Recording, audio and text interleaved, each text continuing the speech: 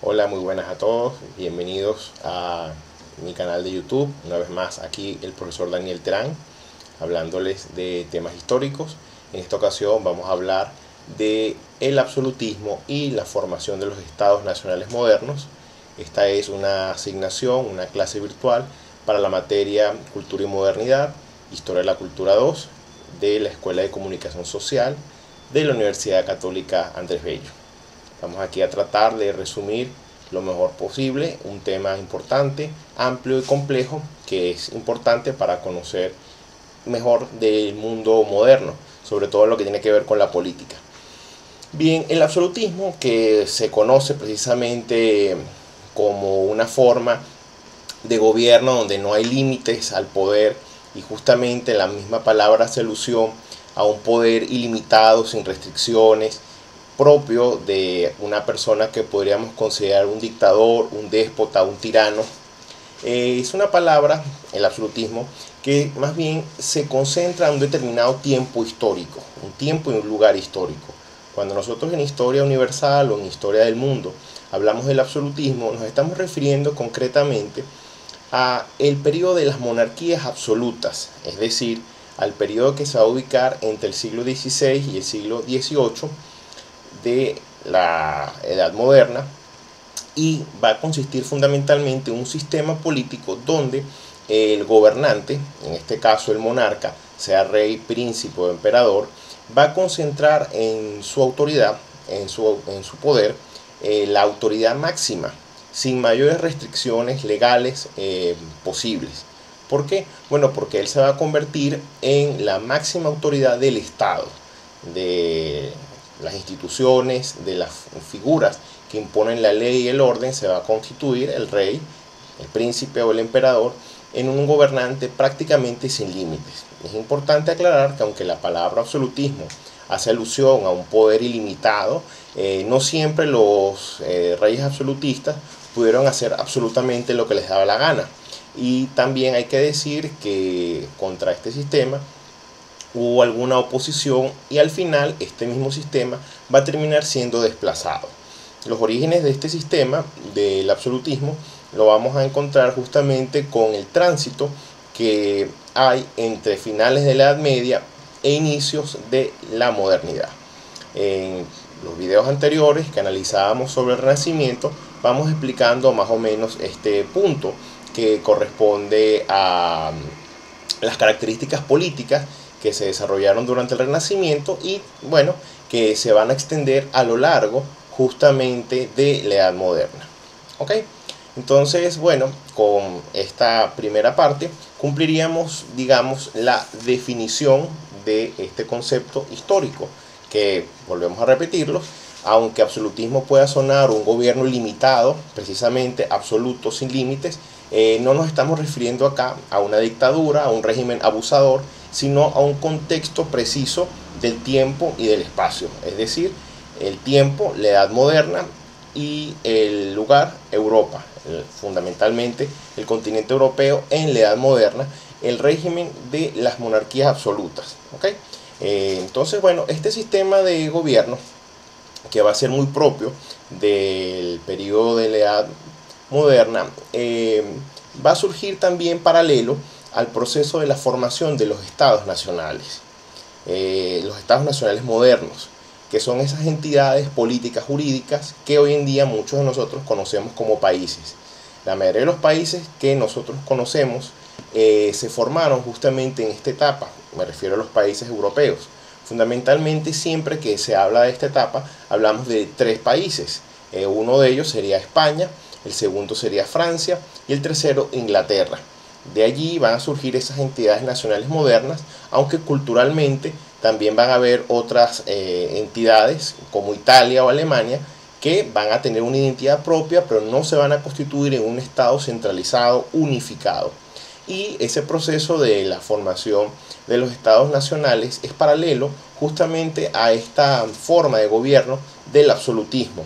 Prácticamente se puede decir que una cosa coadyuvó a la otra, porque muy difícilmente hubiesen surgido estados nacionales si no hay una voluntad precisamente centralizadora que va a surgir justamente con estos cambios que se empiezan a producir desde finales de la Edad Media hasta los inicios de la Edad Moderna.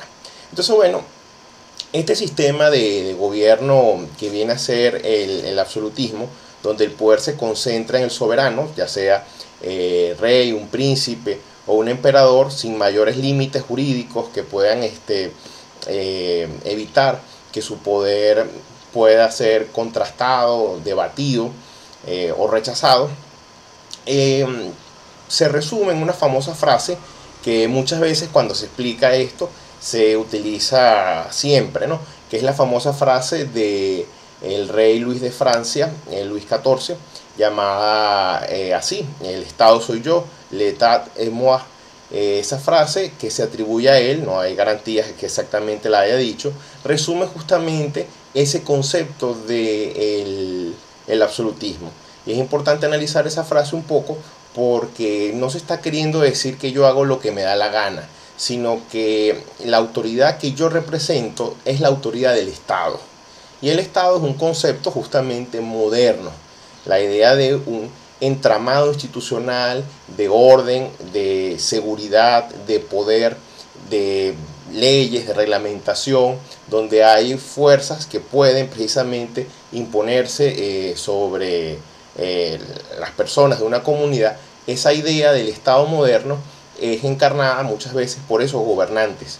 De allí que la frase que se atribuye a Luis XIV es utilizada para explicar justamente este régimen absolutista. Ahora bien, es importante aclarar que el absolutismo no es un proceso homogéneo, no va a ser un proceso exactamente igual, no va a ser un proceso que llega acabada la Edad Media, llega el Renacimiento, empieza la Edad Moderna y cae de inmediato. Es un error a veces interpretar la historia de esa manera, y bueno, nosotros hemos tratado de incentivar y aclarar los conceptos y las ideas que la gente pueda tener sobre la historia. Y bueno, precisamente una de las cosas que nosotros podemos ver en historia es que la historia es un constante proceso. Entonces, bueno, justamente sobre el absolutismo, que es un fenómeno, un hecho histórico, se puede decir que no es un proceso homogéneo, o sea, no llega de un solo golpe y no siempre va a ser igual. Nosotros podríamos decir de alguna manera que el proceso del absolutismo busca iniciar de alguna manera un proceso de centralización de la vida política. Y como ya habíamos mencionado, el absolutismo tiene mucho que ver con la formación de los estados nacionales. Entonces, ¿cómo va a ser ese proceso en este caso? Bueno, fijémonos lo siguiente. Para comprender esto, habría que aclarar entonces que el absolutismo va a ser un proceso evolutivo, no va a aparecer exactamente en el siglo XVI, por lo menos el esplendor del absolutismo con sus máximas características, y el absolutismo va a ser la consecuencia de un proceso que venía desarrollándose desde finales de la Edad Media, en el cual se quiere centralizar el poder, y eso va a contribuir a la conformación de los estados nacionales. ¿Cómo podríamos explicar esto? Bueno, vamos a comenzar a hablar justamente del desarrollo y lo que son las características de este absolutismo. Bueno, el absolutismo lo podemos entender, si se me permite el caso, con estos gráficos que hemos hecho como para explicar justamente qué era lo que estaba pasando. Por lo menos fíjense ustedes acá. En Francia, en lo que sería, vamos a tomar un ejemplo que será el caso francés, entre los siglos 13 y 14, esto por supuesto es un gráfico que trata de explicar de una forma muy general lo que queremos explicar con el absolutismo. En Francia, entre los siglos 13 y 14, que imperaba el sistema del feudalismo, el poder real está sumamente debilitado. Si se fijan acá, estos pequeños castillos, que vamos a acercarlos para que los vean, estos pequeños castillos representarían señoríos feudales. Es decir, toda Francia de alguna forma se encontraba fragmentada, dividida en pequeños territorios que serían señoríos feudales. Es decir, ahí había señores territoriales como condes, marqueses, duques, barones, que ellos eran realmente quienes tenían la autoridad. El poder real se limitaba fundamentalmente a París, la capital de Francia. El rey en teoría era gobernante de toda Francia. Todos esos señores feudales le debían obediencia y vasallaje al rey, pero en la práctica su poder era sumamente limitado. Se concentraba en París. ¿Por qué? Porque el feudalismo siempre se caracterizó por ser un régimen de descentralización política. Aunque hubiese un rey que ocuparía todo el territorio del país, el poder real lo tenían los señores feudales. Esto, por supuesto, es una representación simbólica, metafórica, ¿no? Porque no era exactamente así la división feudal de Francia. ¿Qué va a plantear el absolutismo? Va a ser justamente un proceso que a partir del siglo XVI y XVII va a buscar que la situación cambie completamente. Si se fijan acá, ya no hay señoríos feudales y por el contrario, el poder del rey, que está aquí en París, se extiende ahora a toda la región francesa. Esas líneas que están acá, lo que tratan de mostrar es que el poder real ahora ha llegado a la totalidad del territorio francés y su autoridad ahora es efectiva, su autoridad ahora se respeta, su autoridad ahora se teme. Eso es ya un cambio muy importante con respecto a lo que fue la Edad Media. Entonces, este proceso del absolutismo que va a comenzar ya desde finales de la Edad Media y se fortalece en la Edad Moderna, tiene que ver mucho con el debilitamiento del feudalismo, el crecimiento de la vida urbana y sobre todo el fortalecimiento de ese grupo social, esa clase social que se llama la burguesía, que deseando aspirar a tener mayor representación social, mayor importancia política, van a aliarse con los reyes, les van a financiar, les van a prestar dinero, se van a prestar como sus colaboradores, van a ser los funcionarios que van a ocupar cargos importantes y así va a surgir justamente este régimen absolutista. Pero ahora es muy importante aclarar que el absolutismo como tal, como proceso histórico y también como periodo histórico, no siempre fue homogéneo, no siempre fue igual. Hemos insistido en esto. ¿Por qué? Bueno, porque algunos autores, algunos tratadistas, historiadores, con claridad, hablan justamente de diversos tipos de absolutismo. Y eso precisamente nos ayuda a comprender que aunque uno puede, por tendencia natural, agrupar las cosas que forman parte de un mismo fenómeno, uno puede distinguir varias características. Entonces, bueno, por ejemplo, este periodo histórico del absolutismo tiene, digamos, tres tipos o tres modelos que en líneas generales se parecen mucho, pero tienen sus rasgos diferentes. Por lo menos aquí vemos lo que podríamos llamar el llamado absolutismo confesional. ¿Ok? El absolutismo confesional es el nombre que se le puede dar a el absolutismo propio del siglo XVI. Justamente va a ser una época muy marcada por las luchas religiosas. Este absolutismo confesional es el que está representado fundamentalmente por gobernantes españoles como Carlos V y sobre todo Felipe II. También, también los sucesores de ellos, como Felipe III, Felipe IV y Carlos II, van a ser reyes que van a tratar de imponer la doctrina católica en los territorios donde ellos van a gobernar. Y por contraparte, en Inglaterra, una vez que Enrique VIII y su hija Isabel I se declaran protestantes, ellos van a hacer lo posible también por hacer campaña por esa religión, esa doctrina religiosa, el protestantismo, en este caso el anglicanismo. Para el siglo XVII, cuando ya comienza precisamente a destacar el absolutismo en su esplendor, aparece lo que se llama el absolutismo cortesano. Este absolutismo cortesano es muy propio del siglo XVII y va a continuar en el siglo XVIII. Luis XIII y Luis XIV son precisamente las figuras centrales. ¿Y por qué se le llama cortesano? No se le llama porque fuera muy educado, muy cortés, sino porque la figura de la corte, ese espacio ceremonial, simbólico y político que se llama la corte, que siempre está en la capital o donde esté el rey, todos esos nobles van a rodear a su majestad el rey. eso va a ser esencial como modelo político, y el modelo francés se va a terminar pegando a España. Aunque estos reyes que están aquí mencionados eran absolutistas confesionales porque eran defensores de la fe católica, el caso de Felipe III, Felipe IV o Carlos II va a ser también un típico absolutismo cortesano. Ellos van a coincidir con este siglo y ellos van a retirarse prácticamente a la corte. Muchos se van a dedicar a la casa o van a estar encerrados en el palacio, y van a tener mucho la figura de los llamados validos. Los validos era el equivalente a como un primer ministro. En el caso de España fueron famosos el duque de Lerma o el conde duque de Olivares. Finalmente, en el caso de Inglaterra, los últimos reyes absolutistas justamente van a ser la dinastía Estuardo. Jacobo I, Carlos I, Carlos II y Jacobo II, que también van a intentar ser unos reyes absolutistas cortesanos y no lo van a lograr.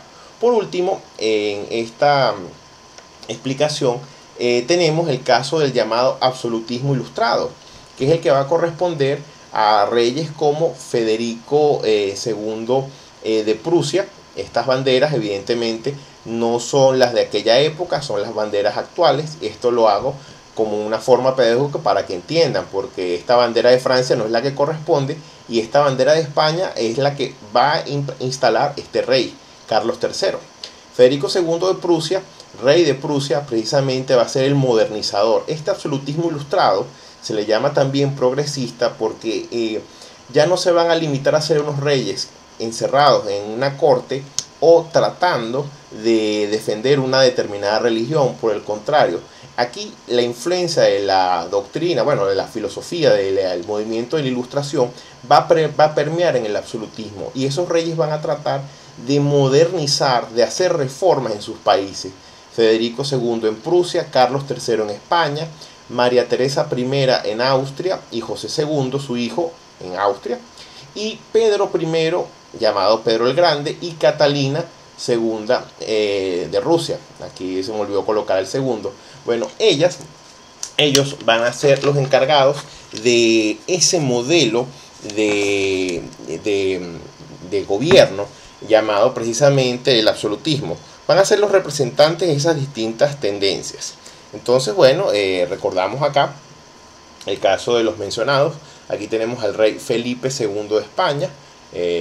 Este va a ser el representante, digamos, típico. A pesar de que, los recursos que contamos acá son bastante limitados, intentaremos explicar un poco algo de las imágenes. Aquí vemos una famosa imagen del rey Felipe II, llamado el Rey Prudente. Él lleva aquí un rosario en la mano, intentando acercar lo más que pueda a la imagen, porque se ve el reflejo.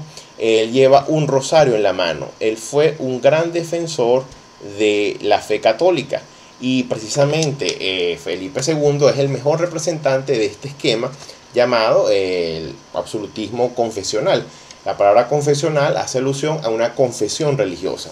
El absolutismo cortesano tiene su máxima expresión en Luis XIV. Este es el famoso Luis XIV, un famoso retrato de él, con su ataviaje de rey, con las capas correspondientes al soberano. Los colores que ahí se ven es el azul y la flor dorada de lis, que se fue durante su momento el color de la casa real de los Borbones, y también fue durante mucho tiempo la bandera de Francia hasta la llegada de la Revolución Francesa. Y por último tenemos una imagen muy importante, que es el rey Federico II de Prusia, que aquí lo vemos ataviado en un uniforme militar, y se ha quitado su kepis o tricornio como un gesto de saludo. Aquí hay una imagen que guarda una serie de simbolismos. Aquí hay un león con una corona que lleva un libro en la mano. Es algo así como para destacar que él es un rey que de alguna forma domó a reinos más poderosos y agresivos, y era también un rey ilustrado y progresista. Además, hagamos el contraste de las imágenes entre Felipe II, que era un hombre vestido de negro, prácticamente parece un sacerdote, con el esplendor de Luis XIV, y comparamos el estilo sobrio que tiene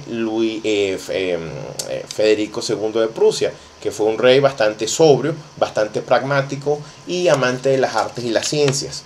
Entonces esos tres modelos corresponden a una clasificación que justamente hace un historiador, Günter Barudio, en esta obra, que precisamente forma parte de una importante colección de historia universal de la editorial Siglo XXI, y es uno de los textos que hemos utilizado para la realización de este pequeño video. Entonces, bueno, el absolutismo se va entonces consolidando y se empieza a desarrollar paralelamente el proceso de la formación de los estados nacionales. Justamente sobre la conformación de los estados nacionales, ese proceso que comienza a finales del siglo XV en algunos países y sobre todo agarra su mayor esplendor en el siglo XVI, es un proceso que se caracteriza por 4 elementos. Según precisamente la catalogación también que hacen dos importantes historiadores italianos, Ruggiero Romano y Tenenti, que son los autores de este libro, también muy importante, miembro también de esta colección de Historia Universal del siglo XXI. Estos autores, Romano y Tenenti, plantean 4 características para explicar la formación de los estados nacionales, y también eso nos va a ayudar a entender por qué van a ser procesos paralelos con el absolutismo. Bueno, la primera característica que tiene que tener la formación de un estado nacional tiene que ser cierta identidad territorial. Tiene que haber cierta entidad territorial. O sea, cuando se habla del estado siempre se habla de un territorio, y tiene que haber una tierra que esté vinculada con las personas. Tiene que haber también, por supuesto, un sentimiento nacional. En Francia, por lo menos, la Guerra de los 100 años, sobre todo después de la aparición de Juana de Arco, despertó un enorme fervor popular, la causa de Francia. Y por supuesto había también elementos importantes, aparte de la identidad territorial, rasgos comunes. Uno de ellos era el idioma, el lenguaje, y que se compartieran ciertos elementos culturales. Bien, la segunda característica, en este caso, de lo que correspondería a la formación de los estados nacionales modernos, tiene que ver con la existencia de un poder centralizante fuerte.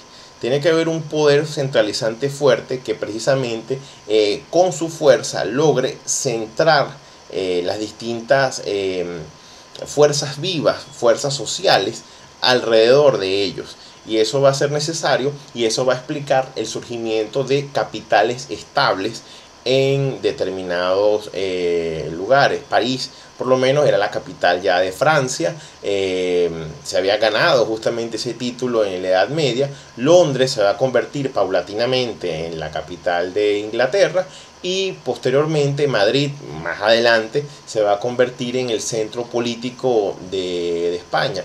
Antes otras ciudades como Toledo tenían esa importancia, ese título, podríamos decir que capital, porque Toledo había sido una ciudad muy importante en la Edad Media española. Pero donde se encuentra el rey definitivamente y su corte, va a surgir la capitalidad. Entonces tiene que haber una fuerza centralizadora que logre imponerse, y esa es la segunda característica. Bueno, esa segunda característica tiene mucho que ver entonces con la tercera característica. Porque tiene que haber un poder fuerte, pero ¿para qué? Bueno, porque se tiene que buscar reducir o suprimir lo más posible el poder feudal. Si existe un poder de la clase feudal, en este caso los caballeros, los señores feudales, los duques, los barones, los condes, que rete al rey, va a seguir justamente el modelo descentralizado, el modelo que habíamos mostrado acá. Este modelo, si no se lograba suprimir toda esa serie de castillitos, nunca se iba a llegar a esto. Y la supresión del poder feudal pasaba también por quitarle privilegios, quitarle poderes, y también hasta cierto punto derechos que ellos tenían, que se habían ganado como instancias de representación política. Y por último, bueno, la cuarta característica que va a ayudar a la formación de los estados nacionales es la creación de una infraestructura estable de poder sólido. ¿Qué significa esa infraestructura de poder sólido? Bueno, necesitamos explicarlo, digamos, en cuatro aspectos claros. Lo primero es la burocracia. Cuando nosotros hablamos de burocracia, pensamos que seguramente son empleados públicos que son flojos, ineficientes, que no sirven para nada. Pero realmente burocracia en términos sociológicos significa todas aquellas personas que cumplen una función administrativa, ya sea en la empresa privada o en la empresa pública, o en las empresas públicas, en el Estado, pero cumplen una función precisamente de hacer funcionar todo ese aparato administrativo. Entonces, la burocracia, que nosotros nada más pensamos que es una secretaria o un portero o un vigilante, no se limita a eso. La burocracia es todo funcionario que cumple una función administrativa y hace funcionar ese aparato. Entonces, la burocracia en este caso eran jueces, abogados, fiscales, policías, notarios, todo ese tipo de aparataje eran importantes. Otro de los elementos, aparte de la burocracia, es el ejército. Crear un ejército estable, un ejército que represente al rey y a la nación y no a un señor feudal. La formación de un ejército es clave para, evidentemente, que el rey pueda consolidar su poder, porque obviamente eso va a implicar que él puede imponerse sobre los demás. Lo tercero es, evidentemente, el control de la diplomacia. La facultad de que los reyes podían relacionarse con otros reinos e incluso hacer alianzas e incluso hacer la guerra es una característica que es propia de esta etapa. Y bueno, también hay una cuestión muy importante y esencial, la que tiene que ver con el dinero, las finanzas, el control de las finanzas, es decir, los impuestos, la recaudación de impuestos. Se necesitaba para recaudar impuestos dos cosas. Por un lado, los funcionarios que lo recogieran, esos serían los burócratas, y por otro lado, la fuerza pública que pudiese custodiar y obligar a que la gente pague impuestos, porque de toda la vida a la gente nunca le ha gustado pagar impuestos. Entonces esos cuatro elementos que hemos mencionado van a contribuir a la formación de los estados nacionales. Y estos cuatro elementos que hemos destacado se vieron más o menos igual desarrollados en tres grandes países de Europa, que cuando se habla justamente de esto, de la formación de los estados nacionales, siempre se enumeran. Digamos que el primero de ellos sería España, con los llamados reyes católicos, llamados así porque ellos estaban en guerra contra los musulmanes que controlaban todavía el sur de España. Y estos reyes católicos, al casarse, unieron las coronas de lo que luego va a ser el reino de España, porque aquí está Fernando de Aragón, que representaría los territorios que hoy en día son, aparte de Aragón, Cataluña, y aquí estaría la reina Isabel de Castilla, que representaría prácticamente todo el resto de la península ibérica, exceptuando evidentemente Portugal, exceptuando el reino de Granada, que está en manos musulmanas, y al norte el reino de Navarra, que era todavía un reino independiente. Pero esta unión dinástica fue creando justamente el camino para la unificación territorial de España. En Francia, la figura central de este proceso va a ser este rey. Este rey se llama Carlos VII o Charles, no me acuerdo cómo se dice en francés, séptimo. Este rey se va a encargar de ir acabando lentamente, evidentemente no va a ser un proceso que él va a poder concluir, con los distintos señores feudales, fortaleciendo su poder y acabando con los distintos reinos o principados o señoríos feudales. Uno de ellos había sido Borgoña. Borgoña había sido un territorio que estaba al este de Francia, debido a las desavenencias entre los distintos territorios en Francia, que había pretendientes. Los franceses estaban muy débiles, muy divididos, y eso fue una de las razones que alargó la larguísima guerra de los 100 años que enfrentó a Francia e Inglaterra, y que al final ganó Francia. Justamente al haber ganado Francia esa guerra, se fortaleció la unidad nacional en Francia. Pero en Inglaterra eso generó un conflicto sumamente largo que se llamó la Guerra de las Dos Rosas. Fue una guerra civil que enfrentó a dos grupos, que serían los Lancaster y los York. La figura que va a lograr, como en España fueron los reyes católicos y en Francia Carlos VII, la unificación del reino de Inglaterra, va a ser Enrique VII. Enrique VII va a ser el padre de otro famoso rey llamado Enrique VIII. Enrique VII pone fin justamente a las guerras civiles y él, a pesar de formar parte de un determinado partido, él va a tratar de unificar. Aquí si lo notan, disculpen, aquí el rey tiene una rosa en la mano.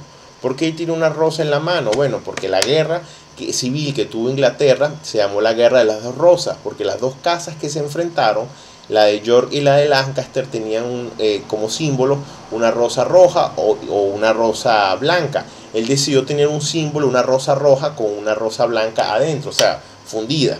Entonces él va a ser el unificador o centralista del reino inglés. Bueno, entonces esta etapa que corresponde a estos reyes se va a considerar la de las monarquías autoritarias. ¿Por qué? Porque son reyes que van a ir tratando de imponer su autoridad, utilizando todos esos métodos que hemos mencionado: la burocracia, el ejército, el cobro de impuestos, el control de las finanzas. Y ellos van a ir poco a poco imponiéndose sobre la nobleza territorial, y apoyándose en la burguesía van a fortalecer su poder. Ahora bien, el absolutismo como fenómeno histórico tenía antecedentes, justamente porque ocurre en la edad moderna, es porque precisamente se dan las condiciones para que este particular sistema de gobierno arrancara. Pero ya había antecedentes históricos muy antiguos que podían explicar un tipo de régimen parecido a este, similar, no igual. Y lo podemos conseguir justamente en la más antigua de las civilizaciones, como sería el Antiguo Egipto. ¿A qué me refiero con esto? Bueno, en el absolutismo se va a hacer hincapié en que la autoridad de los reyes es una autoridad absoluta e incuestionable, y se le va a vincular con Dios. Bueno, este es un recurso que ya se había hecho en la antigüedad. Por lo menos en el Antiguo Egipto, los faraones eran un régimen teocrático. Aquí hay una escultura de un faraón que está sentado y, que está sentado, y al lado tiene nada más y nada menos al dios Horus, que le está metiendo la mano en el hombro, ¿okay? Y ese rey, ese faraón, el gobernante de Egipto, se consideraba un heredero o un descendiente de los dioses. Hubo también faraones que se consideraron dioses vivientes. Este faraón, si no me equivoco, era el faraón Homerap. Y era normal que los dioses se consideraran vinculados con, los faraones se consideraban vinculados con los dioses, y eso legitimaba su poder. Estos elementos habían sido claves para justificar ese tipo de régimen. Bueno, en la antigua Persia también los gobernantes, los aqueménidas, también tenían ese tipo de cuestión. Los emperadores persas, que muchos de ustedes deben conocer por esta película llamada 300, y tienen una imagen un poco equivocada de ellos. Los emperadores persas se hacían llamar Shah. Esa es una palabra en iranio que significa rey de reyes. Y ese es un nombre que ya lo está diciendo todo. Porque fíjense, en esta escultura, este grabado que muestra una escultura, el rey Darío el Grande es el Shah. Él está sentado en su trono por encima de un conjunto de hombres, de hombres acá. Bueno, aquí no se puede notar mucho, pero él está sentado en un trono y él tiene un ayudante que le está tapando la cabeza, y él está en su trono sobre los distintos hombros. Esto representa los distintos grupos sociales, los distintos reinos sobre la tierra, porque él es el rey de reyes, y sobre él está el símbolo de la religión que practicaban los persas en esta época, el zoroastrismo. Aquí estaría una imagen de Mazda, Asu Mazda, que sería la deidad de este culto. Y evidentemente los reyes de la Persia antigua se consideraban dioses vivientes o enviados de dioses o en comunión con dioses para justificar su gobierno. Y por último, en la antigua Roma llegó a haber casos de emperadores, de césares, que se creyeron reyes en vida, dioses en vida. ¿Por qué lo decimos esto? Bueno, en Roma hubo una tradición de que los emperadores, una vez que morían, se les podía adorar. Se le llamaba la apoteosis. Pero bueno, en este caso estamos viendo el más famoso de los primeros emperadores que se consideraron divinos. Este es el famoso Calígula. Aquí tiene una cinta en la cabeza relacionada con una cuestión religiosa, como una divinidad. Bueno, él le dio, Calígula es muy conocido algunas veces por sus excentricidades, otras tantas por una película muy subida de tono. Calígula le dio un día por aparecerse públicamente disfrazado o ataviado con las características de distintos dioses, ya sea de Hermes, ya sea de Júpiter, ya sea de Apolo. Y bueno, aparte de que le gustó eso, decidió decretar que él era la reencarnación, él era la encarnación de esas deidades y que había que rendirle culto. Y mandó a poner estatuas suyas en Roma y en las distintas partes del imperio, y se le exigió que se le adorara. Ese tipo de comportamiento cayó muy mal, pero no fue el único que tuvo ese tipo de tendencia, porque aun cuando hubo gobernantes que no se consideraron dioses, convirtieron a sus amantes en deidades, a sus esposas las convirtieron en diosas, y bueno, tenían un poder que se pretendía justificar utilizando el tema de la religión, porque el emperador era el sumo sacerdote de la religión romana, el pontífice Maximus. Entonces todo eso fue generando una cultura de que la autoridad suprema no podía discutirse porque estaba apoyado en términos religiosos. Cuando cae el Imperio Romano y llega la Edad Media en Europa Occidental, una de las explicaciones entonces para poder justificar el poder de los reyes va a ser la llamada doctrina del divino derecho de los reyes, o la doctrina del divino derecho real, en el cual se planteaba la idea que Dios había investido a los reyes, había sido voluntad de Dios que esa persona que va a ser coronada rey llegue a ser rey. Y también se desarrolla la teoría de las dos espadas, el poder temporal y el poder espiritual. Se entiende temporal como el poder político en este mundo, en este tiempo terreno, en esta vida, es el poder que van a manejar los reyes, y el poder espiritual va a ser el poder de Dios, el poder religioso que va a representar la iglesia. Por lo tanto, una forma de legitimar el poder va a estar vinculada en que los gobernantes de la Edad Media van a tener la costumbre de ser coronados por una figura religiosa. Entonces, esta es la coronación, por cierto, del rey Carlos VII de Francia. Él está arrodillado y recibe la corona de una autoridad eclesiástica, un cardenal, un arzobispo. Generalmente en Francia se coronaban en la catedral de Reims o la catedral de Chartres, y en Francia la ceremonia de la coronación se llamaba la consagración, porque era un término, digamos, sacro. Entonces eso de la doctrina del derecho de los reyes se mantuvo prácticamente desde que llegaron el pueblo bárbaro de los francos hasta el siglo XIII. Y justamente en el siglo XIII comenzaron a surgir juristas, se le llamaban los legistas, que empezaron a analizar lo que se llamaba el derecho público romano. Ya aquí notamos de hecho antecedentes de lo que va a ser justamente el proceso del Renacimiento. Se acordarán en el video del Renacimiento que yo hablé de que es un proceso lento que no surgió justamente en el siglo XV, que lo podemos conseguir ya vinculado con Dante Alighieri, con Petrarca, con Boccaccio, y con un clima de redescubrimiento del mundo clásico. Bueno, justamente una de las cosas del mundo clásico que empezó a redescubrirse fueron los códigos de derecho público romano, códigos de la época del emperador Justiniano, y los abogados, los legistas, los que querían hacer jurisprudencia en aquella época, a finales de la Edad Media, empezaron a desarrollar las llamadas doctrinas jurídicas, y entre esas doctrinas jurídicas empezó a justificar el papel de los reyes como gobernantes absolutos. Una de las cuestiones que se planteaban era un principio jurídico en latín que planteaba una cuestión como rex ex imperator in regno suo. El rey sería más o menos como que el rey es emperador en su propio reino, pero en este caso imperator quiere decir que el rey tiene dominio sobre su propio reino, tiene autoridad plena. Y ahí también se planteaban algunas cosas como que lo que place al rey o lo que place al príncipe fundamentalmente es ley, y aparte el rey está por encima de la ley porque la ley la hace él. Esos principios jurídicos empezaron a verse como doctrina importante, y por supuesto a los reyes de aquella época esa noticia les encantaba, porque muchos de esos legistas, muchos de esos teóricos jurídicos eran personas también vinculadas al mundo de la iglesia.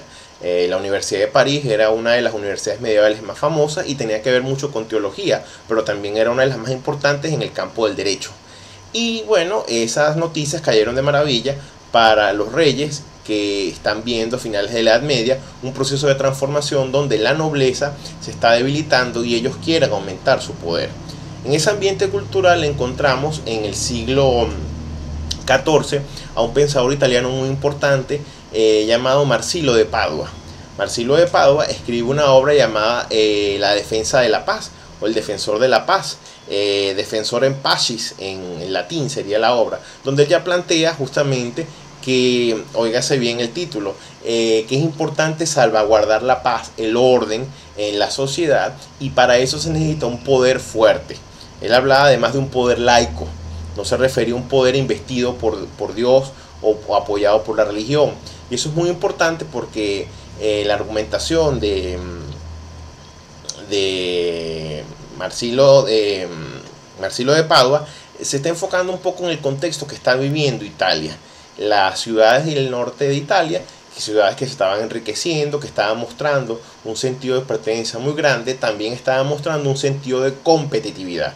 Y era normal que hubiese desavenencias dentro de las ciudades o luchas entre las distintas ciudades. El norte de Italia durante casi 200, 300 años va a ser escenario de muchas guerras entre las distintas ciudades o entre distintos estados que van a querer conquistar las ciudades del norte de Italia. Entonces precisamente es uno de los primeros pensadores que habla de la importancia del orden.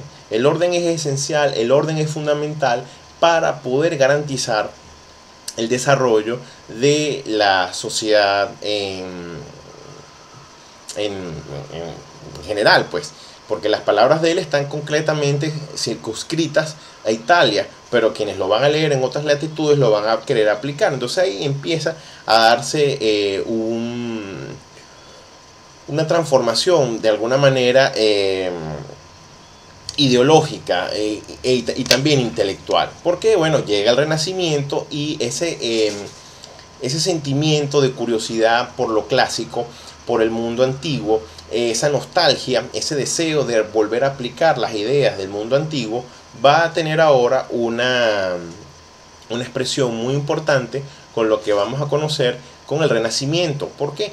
Bueno, porque a medida que empieza a realizarse el proceso de unificación y de formación de los estados nacionales modernos, el absolutismo va a verse como una alternativa en este preciso momento, porque los que están leyendo los clásicos encuentran en la antigüedad romana un ejemplo poderoso que es la autoridad fuerte, los gobernantes fuertes, ya sea los césares o ya sea en la antigua República Romana. Pero en la antigua República Romana las figuras de autoridad eran más valoradas que las figuras que hablaban de lo que podríamos entender como democracia y libertades.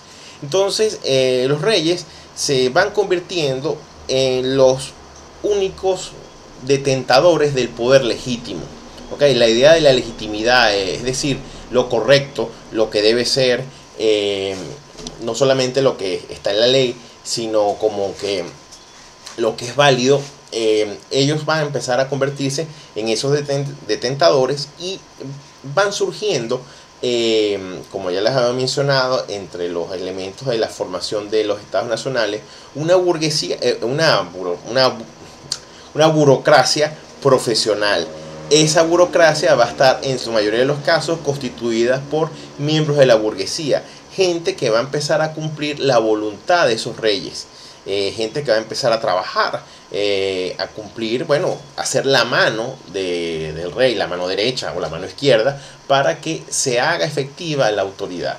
Estamos hablando de jueces, notarios, abogados, fiscales, contadores, administradores, todo ese tipo de funcionariado que hace funcionar el poder de los príncipes, de los reyes o los emperadores, comienza a moverse.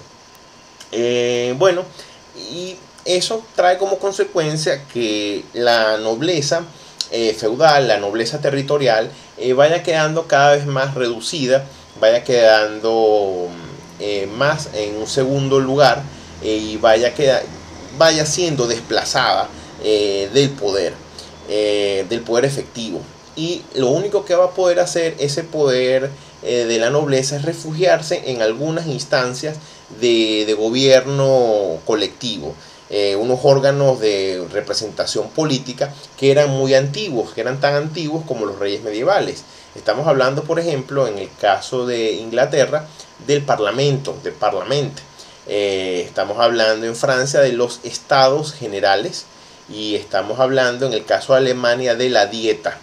La Dieta era una asamblea de príncipes, electores, nobles, y eran figuras donde estaban representadas estas personas, y bueno, esas figuras no podían ser ninguneadas o ignoradas. En algunos casos esas instancias van a lograr dar pelea contra el rey, en algunos casos van a limitar su poder, y en otros casos van a ser derrotados, y en otros casos van a ser ignorados. Por lo menos en España había una figura que eran las cortes estamentales. Esas cortes estamentales, aunque representaban la nobleza territorial, básicamente lo único que se encargaban era de refrendar lo que mandaba decir el rey. Prácticamente se reunían, decían, ajá, muy bien, estaban en la juramentación del rey, y luego, ajá, muy bien, chévere, y ya. Prácticamente quedaron como una figura de adorno, ni siquiera quedaron como un órgano consultivo. En el caso de Francia, en los Estados Generales, prácticamente quedaron olvidados, no se volvieron a convocar por casi 190 y tantos años. Y en el caso de Alemania, la Dieta siguió existiendo, pero ya no tuvo el impacto justamente después de un periodo de conflicto. Y en el caso de Inglaterra, los parlamentos terminarían, después de una larga pelea, una pelea que tomó un siglo, terminar de imponerse sobre el absolutismo. Bueno, para el siglo XVI, finales del siglo XVI y comienzos del siglo XVII, lo que viene a ser la unificación territorial, político-administrativa de los reinos, ya sea España, ya sea Francia, ya sea Inglaterra, empieza a funcionar, y eso se va a consolidar a través de un calculado sistema de alianzas matrimoniales. ¿Por qué? Bueno, porque hay que establecer lo que se llaman las dinastías. Las dinastías eran poner en el mismo gobierno a familiares para que una vez que muriera uno, otro heredara, y así hubiese una continuidad. Entonces eso ya existía desde la antigüedad. En Egipto, en Roma, en la Edad Media, era normal que un rey tuviese un hijo varón y el primogénito heredara. Pero en este caso, aquí se hace ahora con un empeño sumamente consciente y delicado para reforzar el poder, para darle una estabilidad. Y así se van creando justamente dinastías estables en la historia de los distintos países de Europa. Por lo menos en Francia van a estar fundamentalmente dos grandes dinastías, los Valois y después los Borbón. En España también dos dinastías, en primer lugar los Austrias o los Borbones, y posteriormente, bueno, primero los Austrias o Habsburgo y posteriormente los Borbones. Y en Inglaterra también dos grandes dinastías, los Tudor y los Estuardo, en este preciso momento de la historia, la edad moderna. Si se dan cuenta, estamos hablando de pocas dinastías. ¿Por qué? Bueno, porque la idea es justamente crear una estabilidad. Y la idea de esto termina siendo que los intereses del Estado terminen fundiéndose con los intereses de una familia, y el Estado se convierte en patrimonio de la familia, y eso va haciendo que ellos de alguna manera valoren más la herencia que van a recibir, les creen un sentido de obligación. Porque hoy en día nosotros pensamos, oye, qué maravilla ser rey, le van a dar toda la plata que quieran, van a estar todo el día montando a caballos, cazando, pintando, oyendo música, no tienen nada que hacer. Pero ese concepto fue cambiando. Eso era lo propio que hacía un rey en la Edad Media, porque el rey era una figura decorativa. Ahora se supone que en la Edad Moderna el rey está ocupando una serie de responsabilidades, está teniendo poder, y se supone que tiene que tener responsabilidades. Entonces los padres formaban a los hijos para encargarse de los asuntos del Estado. Y esto es muy importante porque eso va a diferenciar el concepto de absolutismo de despotismo.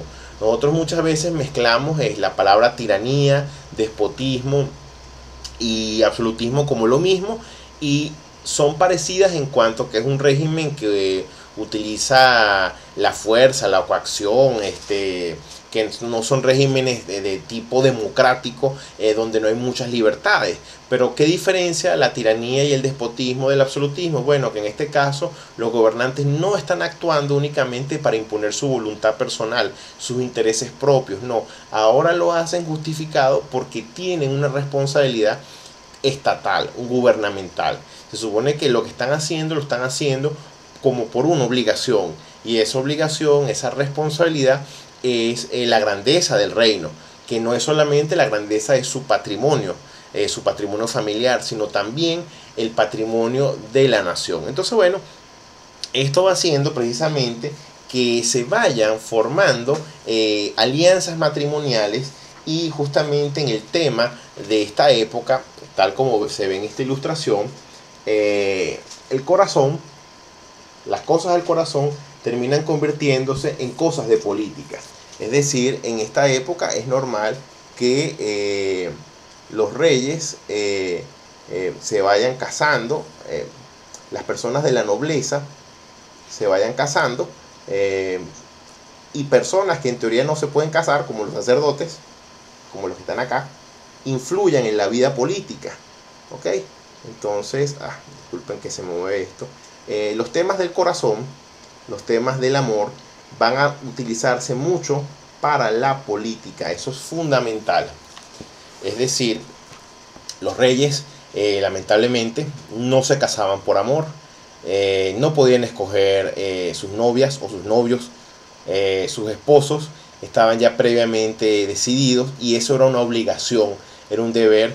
Tú te tienes que casar con esa persona que además es una extranjera, que además no habla tu idioma, que no tiene tus costumbres, porque tú vas a ser rey o reina de este territorio, y tú tienes el deber de hacer ese sacrificio para fortalecer la unión. Entonces, bueno, el poder se va fundiendo en familia, y los intereses del Estado se van uniendo a los del patrimonio de una familia, y eso va a terminar también creando un concepto de identidad nacional. Muy curiosamente, ¿por qué? Bueno, porque la gente siempre decía, cuando me refiero a la gente común, o incluso también los soldados, por Dios, por la patria o el rey, y el rey. Entonces la patria y el rey son cosas iguales, son cosas relacionadas, y eso va a ser fundamental para poder comprender lo que va a terminar pasando entonces en el siglo XVII, que es el auge, el siglo de el esplendor, lo que podríamos llamar el absolutismo triunfante, y lo que va a pasar en el siglo XVIII. Eso lo veremos justamente en la segunda parte de este video, porque como se pueden percatar, este tema es muy amplio, tiene mucha información, y ya nos acercamos a casi una hora de video. Y por respeto a las personas que me ven, que no deberían estar tanto tiempo pegados en el video, porque me imagino deben hacer otras cosas y no queremos ponernos fastidiosos, dejaremos entonces este video hasta acá, y en el próximo y siguiente video, en la segunda y última parte, terminaremos de ver lo que corresponde al siglo XVII y al siglo XVIII en el desarrollo del absolutismo, y veremos algunos representantes destacados muy brevemente, y las consecuencias de este importante fenómeno, periodo e hito histórico que es el absolutismo y la formación de los estados nacionales. Les agradezco mucho su presencia acá, que hayan visto su video. Y bueno, atento a sus comentarios, no olviden suscribirse y muchísimas gracias. Que estén muy bien. Hasta luego.